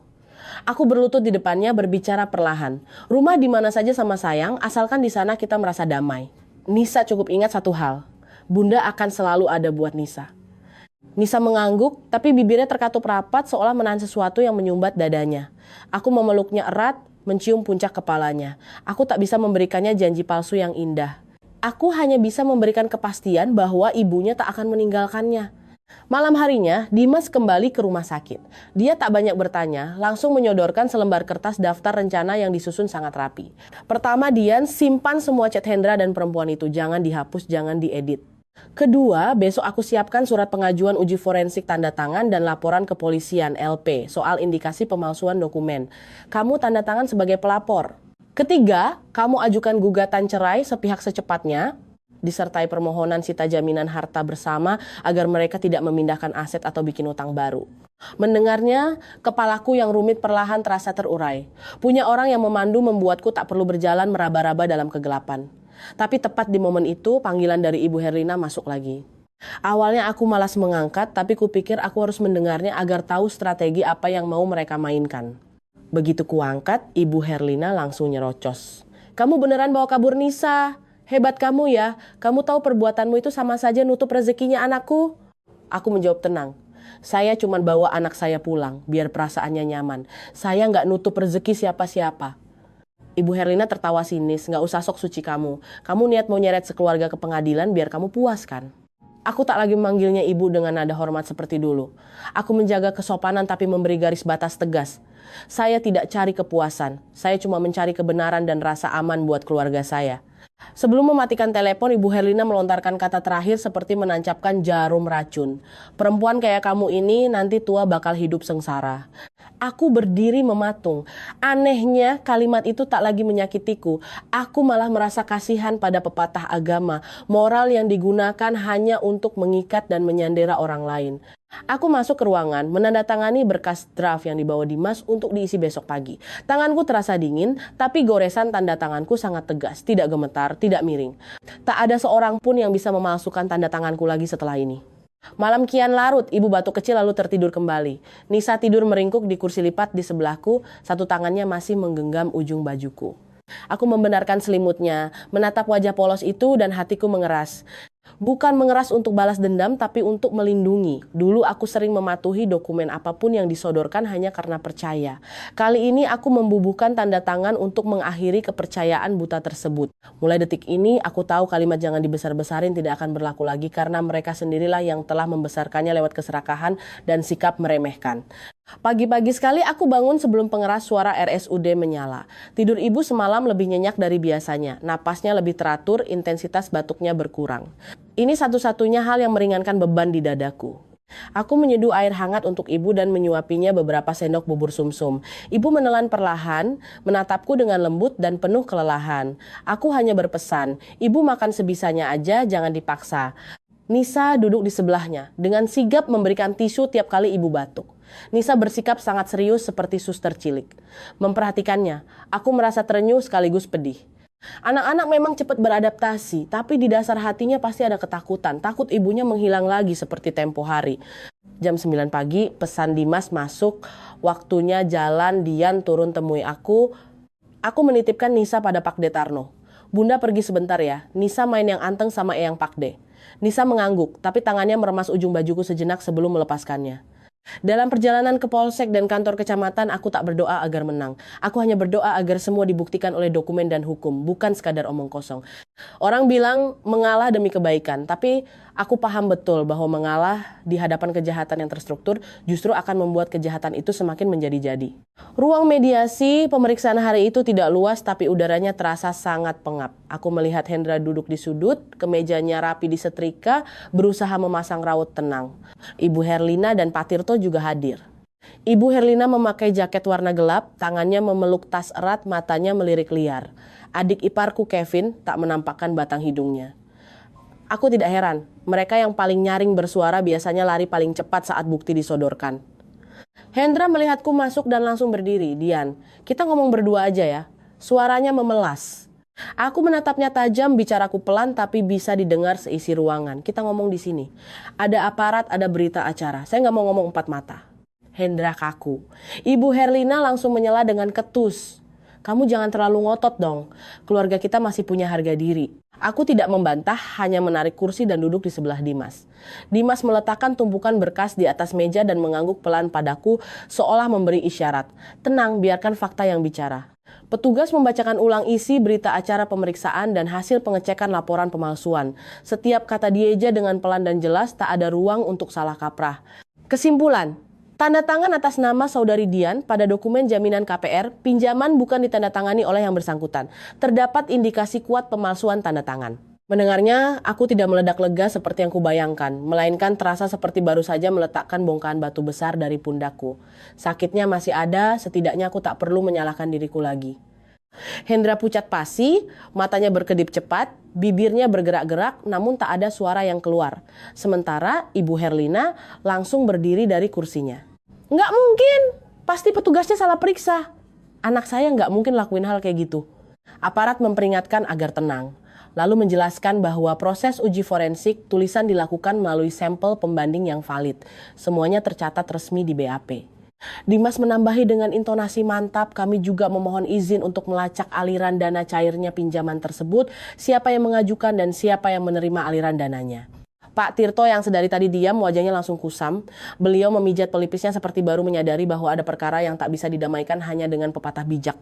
Hendra mendadak menoleh ke arahku dengan suara serak. Dian, tolong kasih aku kesempatan. Urusan ini biar aku yang beresin, aku janji bakal ganti semuanya. Aku mendengarnya dan merasa muak. Beresin? Bagaimana cara membereskan tanda tangan palsu? Bagaimana cara meralat ucapan kasih uang dikit juga nurut? Bagaimana menutupi uang ratusan juta yang raib? Ada hal-hal yang kalau sudah pecah tak akan bisa disatukan lagi. Aku berbicara dengan sangat terukur. Saya hanya mengikuti prosedur hukum. Silakan Mas jelaskan ke pihak berwajib. Sikap Ibu Herlina langsung berubah drastis. Tadi ia marah-marah, kini ia beralih mode menangis memelas. Dian sayang ibu, mohon nak, urusan suami istri selesaikanlah di rumah. Kalau sampai polisi yang turun tangan, muka ibu mau taruh di mana? Aku memandangnya, hatiku sudah tak lagi mendidih. Dengan sangat sopan aku menjawab, saya tidak memaksa siapapun untuk merasa malu, Bu. Orang yang berbuat salahlah yang mempermalukan dirinya sendiri. Ibu Herlina terisak keras lalu secara mengejutkan berbalik menyalahkan Hendra. Kenapa kamu bodoh banget sih, Le? Kenapa? Tangisan itu terdengar seperti kemarahan seorang ibu. Namun aku melihatnya sebagai cara untuk mencuci tangan agar tak terseret pusaran kasus anaknya. Hendra hanya bisa menunduk dalam-dalam. Melihat adegan itu, sepandai-pandainya menutupi bangkai, baunya akan tercium juga. Saat ada keuntungan mereka semua diam, saat kena musibah saling lempar kesalahan. Petugas menyampaikan prosedur selanjutnya, penyusunan berkas perkara, pemanggilan saksi, dan penetapan status. Hendra mendengarnya dengan tubuh kaku. Aku tahu perasaan ketika namamu dipanggil dalam surat panggilan resmi kepolisian. Rasanya sangat berbeda dengan diomeli istri di rumah. Di rumah dia bisa membentak balik, di sini dia harus memikul konsekuensi hukum. Begitu keluar dari ruang mediasi, Ibu Herlina menarik tanganku dengan gemetar. Dian, tolong pikirkan Nisa, jangan biarkan dia kehilangan figur ayah. Aku melepaskan tanganku dengan lembut namun tegas. Punya ayah atau tidak, itu karena perbuatan ayahnya sendiri. Saya hanya memilih hal yang paling aman untuk Nisa. Dimas mengantarku keluar. Ia bertanya pelan, kamu oke, Dian? Aku mengangguk. Aku benar-benar oke layaknya penyintas yang baru keluar dari kepanikan. Sekarang aku tak lagi pusing mencari tahu kenapa dia selingkuh. Aku hanya fokus pada langkah apa yang harus kuambil berikutnya. Kembali ke rumah sakit, Nisa berlari memelukku erat. Aku mengangkatnya dan mencium pipinya. Anak ini memperhatikanku seolah mencari tanda apakah aku habis menangis. Aku tersenyum, Bunda gak apa-apa. Malam itu kondisi ibu makin membaik. Ibu menggenggam tanganku dan berbisik, Nduk, jangan karena ibu kamu jadi nanggung derita. Aku menunduk menjawab dengan mantap. Dian gak menderita kok, Bu. Ibu fokus aja sama kesembuhan ibu. Sisanya biar Dian yang urus. Di luar langit mulai gelap. Aku duduk di tepi ranjang mendengar suara mesin oksigen yang berirama konstan. Dan untuk pertama kalinya setelah berhari-hari aku melihat ada secercah cahaya lurus menyinari hatiku. Bukan cahaya dari sebuah keajaiban, melainkan kebenaran yang sudah ditegakkan secara hukum. Ketika kebenaran berdiri tegak, kita tidak perlu hidup dalam ketakutan lagi. Yang tersisa hanyalah melangkah pelan, tahap demi tahap, sampai semuanya kembali pada tempat yang seharusnya. Sejak hari mediasi dan gelar perkara itu, perasaanku yang terombang-ambing telah lenyap. Rasa sakit hati jelas masih ada, tapi tak lagi membuatku terhuyung. Rutinitasku menjadi sangat jelas. Pagi mengurus ibu dan Nisa, siang menemui Dimas atau pihak penyidik, malam kembali ke samping ranjang ibu untuk meyakinkan diri bahwa setidaknya ibuku masih bernapas. Makan ibu perlahan mulai meningkat, bukan seporsi nasi penuh, hanya tambahan beberapa sendok bubur sumsum dan sedikit suwiran ayam. Tapi bagi pasien kritis, setiap suapan berarti tenaga, dan tenaga berarti kesempatan hidup. Dokter mengatakan kondisinya sudah mulai stabil, ancaman tekanan darah anjlok seperti hari-hari pertama sudah terlewat. Mendengarnya, mataku berkaca-kaca. Tapi ini tangis lega, karena satu beban di pundakku telah terangkat. Semenjak kasusnya berjalan, Hendra terus mencoba menghubungiku. Kali ini tak ada lagi ancaman kasar. Ia menggantinya dengan nada merajuk. Minta ketemu, minta ngobrol, tolong demi anak maafkan aku. Aku tidak pernah membalas. Aku tak benci kata maaf. Aku hanya jijik pada permintaan maaf yang lahir dari rasa takut masuk penjara, bukan dari rasa penyesalan. Aku menuruti instruksi Dimas. Tak mengangkat telepon, menyimpan semua chat, datang tepat waktu setiap dipanggil untuk BAP, dan menjawab secukupnya sesuai fakta. Di TK aku mengajari anak-anak bahwa kalau salah harus minta maaf. Tapi di dunia orang dewasa, minta maaf tidak menyelesaikan masalah hukum. Mengakui kesalahan berarti menerima hukuman dan memperbaikinya melalui tindakan nyata. Sayangnya, Hendra belum sanggup melakukan itu. Pemeriksaan pihak berwajib terus berjalan intensif. Mereka memverifikasi tanda tangan, menyelidiki pihak notaris dan agen yang memproses agunan, serta menelusuri aliran dana. Aku tak tahu seberapa cepat atau lambat standar kinerja mereka. Aku hanya tahu tiap kali ada panggilan, aku menitipkan Nisa pada Pak Detarno sebentar.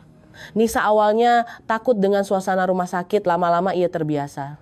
Ia menggambar bunga dan rumah lalu mendongak bertanya padaku, "Bunda mau rapat ya?" Aku mengangguk dan tersenyum simpel. "Iya bunda, ada urusan orang dewasa. Bentar, aku tak ingin menjejalkan memori buruk di kepalanya. Sebisa mungkin aku menjaga masa kecilnya agar minim dari luka trauma." Jerat hukum untuk Hendra mulai menguat. Saat mutasi rekening dicek, singkatan DP VNL dan material urgent tak bisa lagi dipakai sebagai dalih. Penyidik menanyakan peruntukan dana, bukti pembelian material, dan siapa penerima dana aslinya. Hendra tak bisa menjawabnya sesantai orang proyek nelpon seperti yang sering ia katakan padaku. Beberapa saksi perantara juga ikut diperiksa. Dimas memberitahuku secara tertutup jika terbukti ada unsur penipuan dan penggelapan, kasus ini bisa naik ke penyidikan pidana. Aku tak mau tahu apa definisi hukumnya. Aku hanya tahu bahwa ketika Hendra memutuskan memasukkan tanda tangan dan menumbalkan apartemen kami, ia telah keluar dari zona aman. Vina si pelakor juga bungkam. Kebungkamannya menegaskan satu hal, orang hanya bisa besar mulut saat merasa dirinya tak tersentuh hukum. Begitu namanya terseret dalam berkas BAP, semua orang pasti ciut nyalinya. Di saat yang sama, aku mendaftarkan gugatan cerai ke pengadilan agama sesuai arahan Dimas. Kali ini tak ada lagi keraguan demi menjaga status keluarga utuh. Aku butuh putusan hukum untuk melindungi Nisa dan memisahkan seluruh hak kami. Aku melampirkan berkas, menuntut hak asuh atas Nisa dan memohon sita jaminan harta bersama agar Hendra tak bisa memindahtangkan aset yang tersisa. Aku tak menjelekkan Hendra di lembar gugatan, aku hanya menyajikan fakta. Aku yang mengasuh Nisa dari bayi, gajiku sebagai guru TK, walau kecil tapi tetap stabil. Lingkungan di kampung sangat mendukung karena ada ibu kandungku dan sanak saudara. Yang terpenting aku bisa membuktikan bahwa aku punya nalar dan rencana, bukan ibu yang merebut hak asuh karena dendam. Pada sidang mediasi perceraian di pengadilan agama, keluarga mertua hadir. Pak Tirto duduk membatu dengan mata cekung. Ibu Herlina masih berupaya memakai dalih moral agama. Kodrat istri, kasihan anak tak punya bapak, perempuan harusnya legawa. Aku mendengarkan tapi tidak bereaksi. Aku menjawab setiap pertanyaan hakim mediator secukupnya. Setiap kali Ibu Herlina mencoba membawa-bawa ikatan batin, Dimas dengan sopan menginterupsi, mohon kembali pada substansi hukum yang mulia. Kadang kita tak perlu banyak omong, cukup bicara di tempat yang tepat. Hendra menatapku dengan mata memerah, berakting seolah ia yang paling tersakiti. "Dian, tolong kasih aku kesempatan buat perbaiki ini demi Nisa." Aku tak langsung menjawab. Ku tatap matanya dan ku jawab pelan namun menohok. Kesempatan itu sudah aku kasih selama 7 tahun pernikahan kita. Tapi Mas pakai kesempatan itu untuk menginjak-injak harga diriku. Tak ada suara tepuk tangan, tak ada sorak-sorai, tapi aku melihat jelas tubuh Hendra menegang. Mungkin untuk pertama kalinya ia sadar bahwa aku bukan lagi perempuan yang kasih uang dikit langsung nurut seperti yang dia banggakan dulu. Putusan akhir jatuh beberapa waktu kemudian. Aku mendapatkan hak asuh penuh atas Nisa. Hendra mendapat jadwal kunjung sesuai aturan pengadilan. Tapi semua dalam pengawasan ketat, tak ada lagi drama ambil paksa cucu. Pembagian aset diproses sesuai hukum. Dan yang terpenting status pinjaman diagunkan yang memasukkan namaku sedang diusut tuntas agar tak menjadi beban utangku. Mendengar putusan itu, Ibu Herlina tak lagi marah-marah. Ia duduk mematung dengan bibir terkatup rapat. Segala harga diri yang diagungkannya tak mampu menolong putranya dari jeratan hukum dan kehancuran rumah tangga. Aku tak mengucapkan kalimat sindiran sedikit pun. Aku menunduk hormat dengan sopan lalu menggandeng Nisa keluar dari ruang sidang. Nisa mendongak. "Bunda, kita pulang ke rumah kan?" Aku mengangguk. "Iya, kita pulang." Di perjalanan menuju RSUD Kabupaten, aku mampir ke sebuah warung membelikan semangkuk bubur ayam hangat tanpa seledri untuk ibu. Aroma kaldu ayam yang menguar seketika menenangkan hatiku. Bahagia bagi seorang perempuan itu sesederhana bisa membelikan makanan hangat untuk ibunya, merasakan genggaman erat tangan anaknya, dan tidur tanpa perlu dihantui mimpi buruk bahwa rumahnya disita orang. Aku tidak memenangkan apa-apa.